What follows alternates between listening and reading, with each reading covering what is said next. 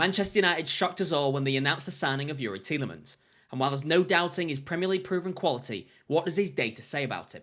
We're joined by Opta analyst Ryan Benson to discuss the transfer further. Ryan, thank you for joining us. How are you? Yeah, good, thank you, mate. How are you? Yeah, I'm good, thank you. Maybe a little surprised, but it's not the first time United have done that this window.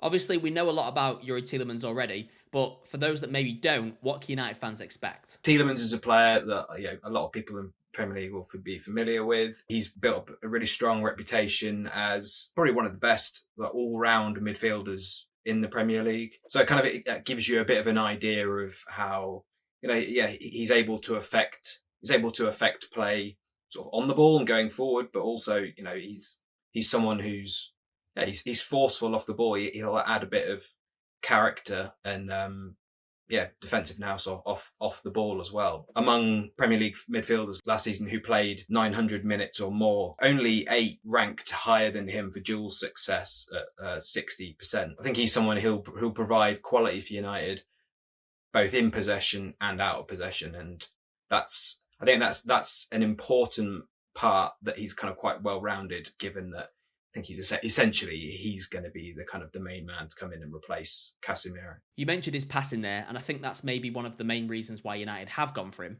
But what are some of the other strengths of his game? I think the headline number that people will maybe look at when it comes to passing is obviously just pass completion rate. For him, it was 85% last season. Now that's not going to necessarily sound like mind-boggling or anything to anyone who sort of knows anything about sort of Premier League data, but obviously we kind of have to it's a bit more nuanced than that, isn't it? So, for instance, 31% of his passes in open play last season were forward passes.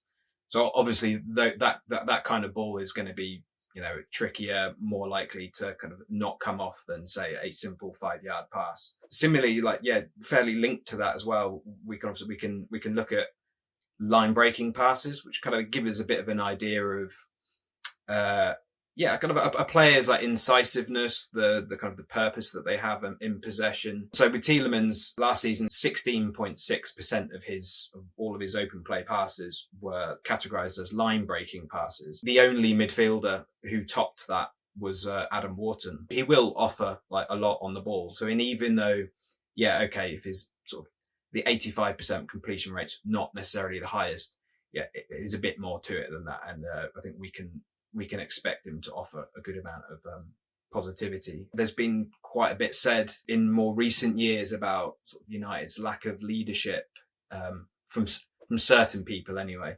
And I can see why this might be seen by some people as as a way of potentially addressing that element too. Obviously, he does bring good leadership with his age, but what are some of maybe the concerns around the transfer? I've mentioned that his experience is a plus, but there is the flip side to that with a player like Tielemans. Obviously, he's been playing first team football for a long time now, and you could say he's still only 29, but it's still he's been playing for a long time. So that's something you have to consider. And he hasn't been without his fitness issues in that time. You might ponder whether, has he got that much longer left that he can kind of maintain this sort of certain level of performance? It's obviously not something that we can really answer now, but there will be United fans who have kind of concerns in that particular area, and I think that's understandable. How do you see him fitting in at United? Can he be a good partner for Mainu,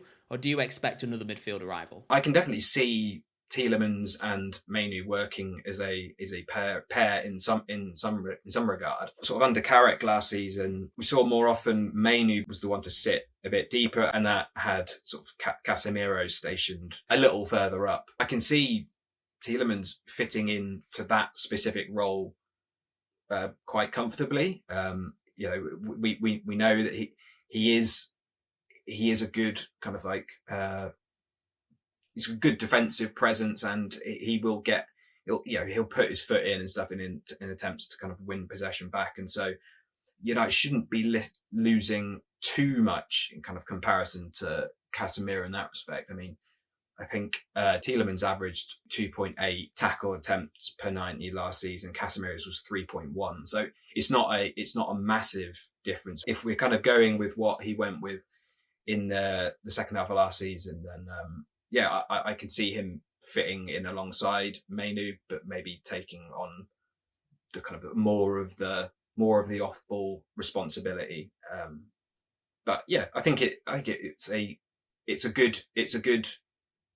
would be a good problem to have for Carrick, because Tielemans is someone who we know he can be quite a good presence going forward, and I think positioning him slightly ahead of Mainu in that respect as well. I think that also that works nicely, I think.